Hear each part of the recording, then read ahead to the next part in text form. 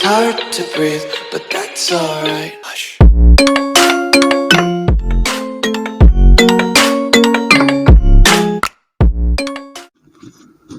Hello everyone, last lecture में Excel के हमने पाइवट टेबल देखा था। अब उसी के आगे आएगी हमारी नॉर्मल टेबल। नॉर्मल टेबल आपने प्रीवियस लेक्चर्स में देख रखी है। होम में जब हम फॉर्मेट टेबल का यूज़ करते थे, बस वही ऑप्शन यहाँ पर टेबल के रूप में उन्होंने दिया हुआ है। टेबल पर क्लिक करेंगे और जितनी बड़ी रेंज पर हमें टेबल चाहिए उस रेंज को यहाँ से सिलेक्ट कर लेंगे। माई टेबल हैज़ हेडर्स, अगर हमारी टेबल में ऑलरेडी हेडिंग डली हुई है तो इस पर चेक कर देंगे, नहीं डली होती तो नहीं चेक करते, बट हमारे इसमें हेडिंग ऑलरेडी डली हुई है तो इसको ओके कर देते हैं।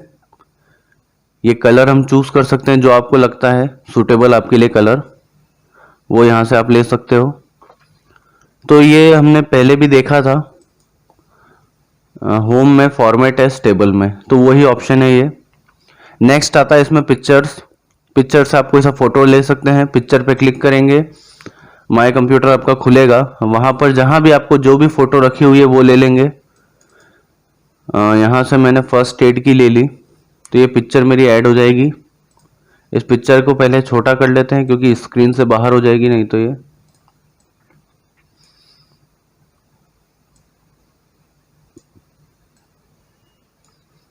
पिक्चर के साइज पर डिपेंड करेगा, मेरे पिक्चर पूरे HD में है और इसीलिए वो इतने बड़े आ रहे हैं।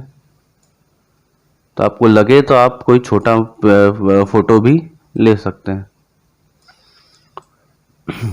जूम आउट कर लेता हूं थोड़ा।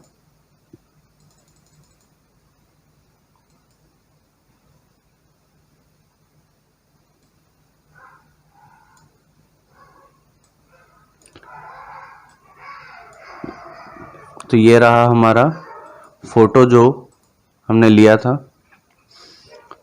नेक्स्ट आता है अब इसी में इंसर्ट में क्लिप आर्ट। फोटो को पहली बात तो आपको डिलीट करना हो तो आप इस पर क्लिक करेंगे और कीबोर्ड पर डिलीट का बटन प्रेस कर देंगे। यही काम होता है क्लिप आर्ट में भी। क्लिप आर्ट पर क्लिक करेंगे और यहाँ से ड्राइंग्स के लिए मेरा एक तरह से अलग से विंडो खुल जाएगा क्लिप आर्ट का। यहाँ पर ब्लैंक कर देंगे और फिर इसको सर्च करेंगे तो जितने भी क्लिप आर्ट्स अवेलेबल हैं सभी आ जाएगी। अगर आपने कुछ लिख कर सर्च करा है तो बस उससे रिलेटेड क्लिप आर्ट ही आती हैं फिर, और ब्लैंक में सभी आ जाएगी। तो इसीलिए कोई से भी ले सकते हैं। मैं ले लेता हूँ एफिल टावर।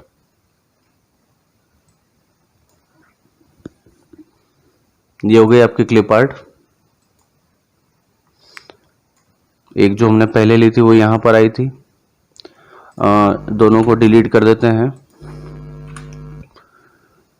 नेक्स्ट आता है इसी में शेप।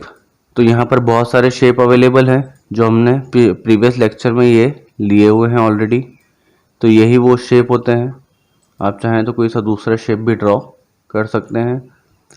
पूरी प्रोसेसिंग वही रहेगी, रीसाइज का प्रोसीजर भी वही रहेगा, डिलीट का प्रोसीजर भी सेम ही रहेगा।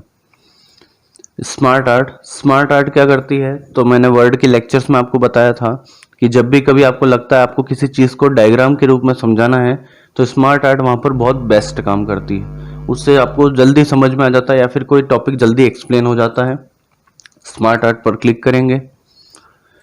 इसमें अब हमको लगता है कि हमारे ज़रूरत के हिसाब से जो स्मार्ट आर्ट फिट बैठती है वो हम ले सकते हैं। जैसे ये वाली स्मार्ट आर्ट है, इसमें हम यहाँ पर 3 टेक्स्ट लिख सकते हैं और सामने उसके 3 फोटो रख सकते हैं। ओके करता हूँ।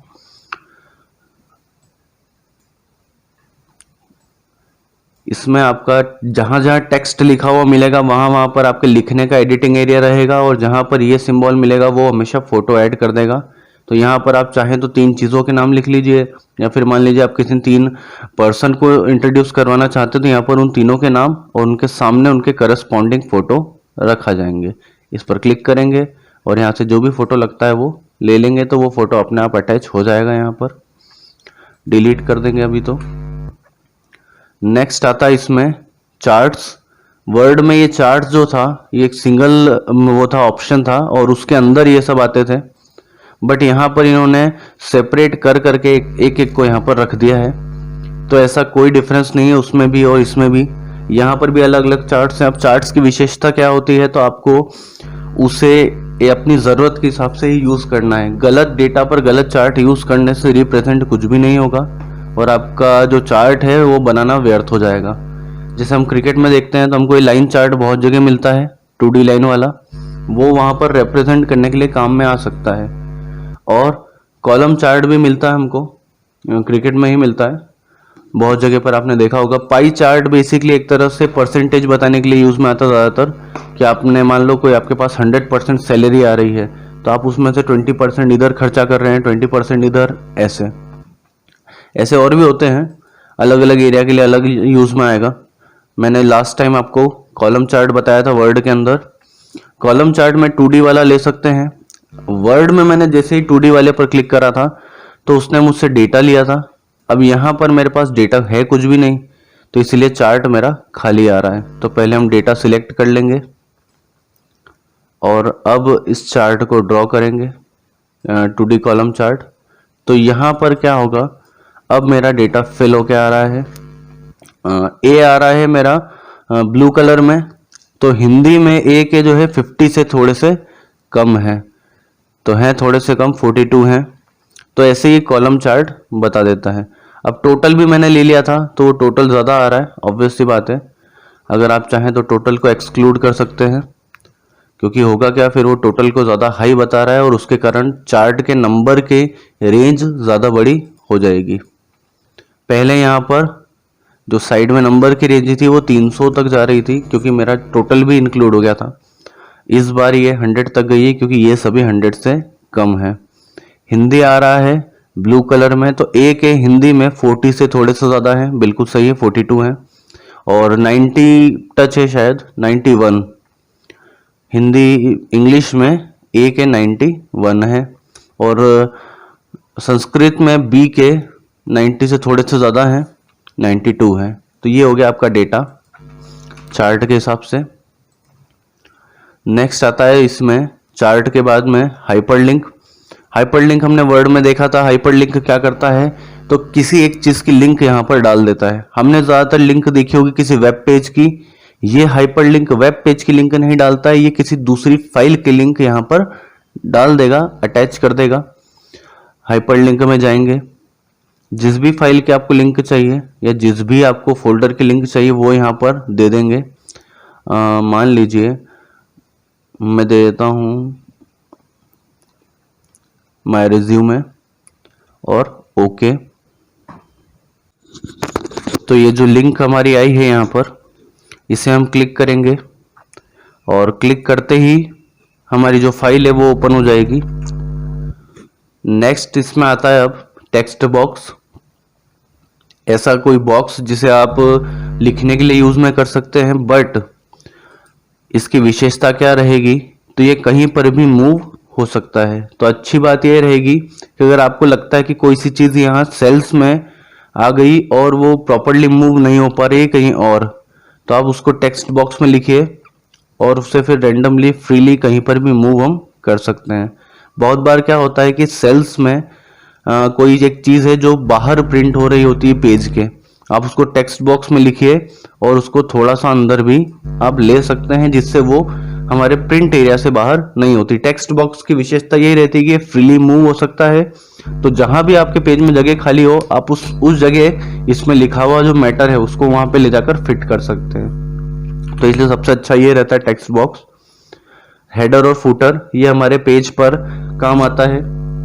हेडर मीन्स जो हमारे पेज के ऊपर तरफ लिखा जाता है और फुटर मीन्स जो हमारे पेज के नीचे की तरफ लिखा जाता है। इसकी विशेषता एक ही रहेगी कि जितने भी पेजेस हैं उन सभी पर ये अपीयर होगा एक बार आपके लिखने के बाद। तो मैंने लिखा हेडर, वैसा भी दिखता नहीं है क्योंकि हमारे पास पेजेस दिख नहीं रहे हैं, एक शीट पूरी दिख रही है।